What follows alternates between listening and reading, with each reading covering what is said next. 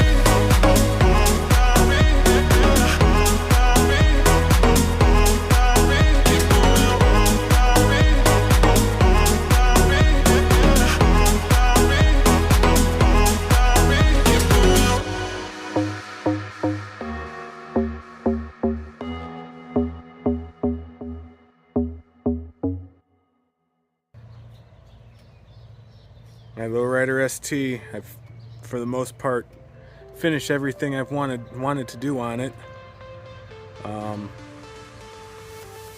There might be suspension or something that comes along. This setup is how it's going to be like when I have my wife on the back, or if I go touring anywhere. This is how it's going to be set up for Wisconsin next weekend, I think that is. June 3rd. So yeah, let's start at the beginning. All the links should be in the description below. If I missed anything, let me know. I can find the link for it. So right here we have Harley-Davidson's 10-inch light smoke windscreen. A little bit about it. It definitely helps over the 6-inch, although the 6-inch looks a lot cooler. The wind hits me just over my top of my helmet. Again, I'm 6 feet tall. These are the Custom Dynamic Pro Beam. They're the halos. For those that don't know, they stay on that white ring, and then when you either put your hazards on or turn signals, they flash the inner diameter yellow.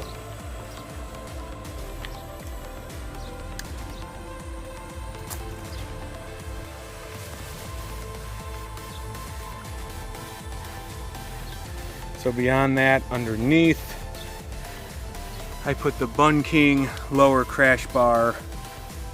You saw my last video. Simple install. Probably took me a half hour. My left foot definitely has plenty of room on this side to reach out and extend. My right foot, on the other hand, I basically have to contort it around that airbox. And I could change the airbox out. I actually thought about maybe buying some highway peg extenders, but I don't think that the diameter of that's the right size. But it's sturdy. It ain't going nowhere. So next down below are the Kuryakin Riot mini floorboards. I have 2 sets of those, one in the front, one in the rear. I actually have this one set up forward, and mine are set up in the middle. She was complaining that she felt like she had to reach back, her foot had to reach back behind the bags, because these bags are higher than my old Kawasaki, and she felt like she was reaching back. So the good thing about these floorboards is you can adjust them. 3 positions, 1, 2, 3, and the spline adapter on the back you can rotate up or down. I believe those are, so yeah, 2 sets of those, and then 2 sets of the spline adapters, which you can see right there. That's the rear spline adapter, and I had to go with the chrome for the front because the black were out of stock, but they are different from the front to the rear. I went with the Cobra, the Neighbor Haters. They sound fine. I bought the Thunder Torque inserts. I have not put them on yet. I don't know if I'm going to or not. These pipes are loud, but they're not annoying loud. You can scoot down the road and not annoy your neighbors, or you can race down the road and annoy your neighbors. But I like them. They're a good finish, real easy to put on, and yeah, so far so good. Coming around the back, we'll go down. We'll go down to the brake lights. I went with the Pro Beam brake lights, and I did a video on those. So my turn signals are now brake light and turn signal. Moving on from there, you notice I have a tour pack. Now the tour pack came with the quick release mounting bracket. I bought the Harley-Davidson hold fast docking hardware, but the tour pack came with the mounting bracket and the hold fast mounting hardware, along with the tour pack, the backrest, the matching hardware for hinges, locks. It came with 3 sets of keys, which is nice. I'm not going to change out the key to match anything. What does it matter? And I'll open this up for you. It's just like any other standard tour pack. This is a chopped tour pack, and you can see it has a retractable zip line, or whatever you want to call it. And I left my book bag in here to show you how much room's in it. I mean, this book bag's full of everything I took to work and to the gym, and it came with this bottom liner, which is nice. I have been gentle with it because I have heard reviews on these back hinges breaking.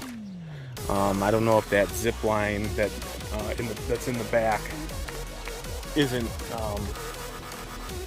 set up properly to stop where it should stop. I don't know, but I'm very gentle with it because I would like it to last, even though I paid a lot less for this than a Advent Black or a Hogworks. So moving on from there, there's my Saddleman Explorer seat. It's the Explorer LS. The LS stands for the lattice stitch. It does have the gel padding in the passenger and driver section, although the lattice stitching does not or did not come in the passenger. I opted not to get the backrest. Moving on over here, the floorboards again. This is my old RAM mount from my Kawasaki. I have never had a problem with it. My phones never came out of it. It's never slipped out of it. I think it does fine. I've had this RAM mount for probably since 2016 when I got my Kawasaki. So moving on from there, this is my Bluetooth remote for my Rockford Fosgate system, and these are called Chubby Buttons. I didn't have a choice in color. I think they come in, the Chubby Buttons 2 come in black, silver, or black, gray, and green, I think, and this was the one that was available, so I picked it. But you can see these are nice thick buttons. Whoops. And I mean, as I'm doing this, it's right now it's changing my focus on my zoom on my camera. But normally it would play, pause, skip, and volume up, volume down with my music, which is great. And it's big and fat, and I can hit these buttons with my gloves on. I chose to put it here because I mean, there's really, where else would I want to put it? Moving on from there, that is the LA Choppers gauge mount relocation kit for the digital gauge on the Lowrider ST. This is actually the stock wiring. I have the extended wiring for it, but I really didn't need it, so I didn't put it on. And I can see everything just fine where it's at. I could maybe put the extended wiring on and put it right under here so it faces me, but it doesn't bother me. I don't get really any sun glare from it. So yeah. Moving on from there, these are the Memphis Shades handguards that I installed a couple days ago, and I think I have them set up right. Of course, it's starting to rain. Why wouldn't it? Can't do anything around here without it raining. But these work well. These are just the standard black. They fit.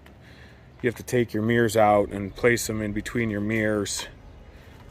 But yeah, they're obviously adjustable forward and back, and they tilt up and down to wherever you reclamp your cluster right here. So if you tilt it, whatever, it just moves with everything, but it gives yourself more than enough room for the stock grips, or the stock clutch levers and brake levers. Now I will say, with this 10-inch windscreen, I could not put these handguards on with the stock risers, because at full lock, right or left, these handguards were hitting the windscreen. So you have to pay attention to that if you choose not to go with risers on your bike and you do get the 10-inch windscreen. I don't know if it would have affected the 6-inch windscreen, but with the 10-inch windscreen and the stock risers, I was hitting the windscreen, so I wouldn't be able to full lock the handlebars.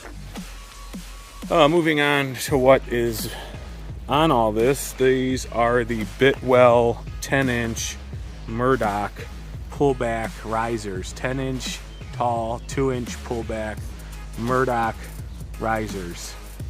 They're not the ODs, they're just the standard diameter.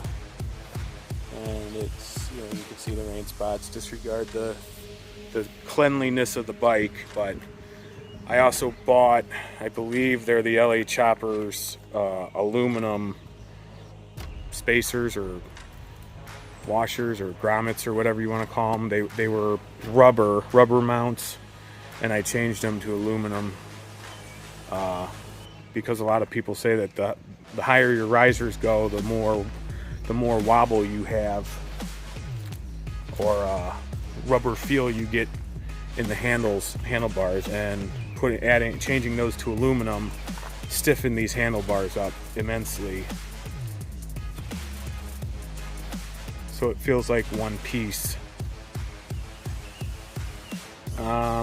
Moving on from there, I bought a cable kit from cablekits.com, I believe it is. That came with the upper brake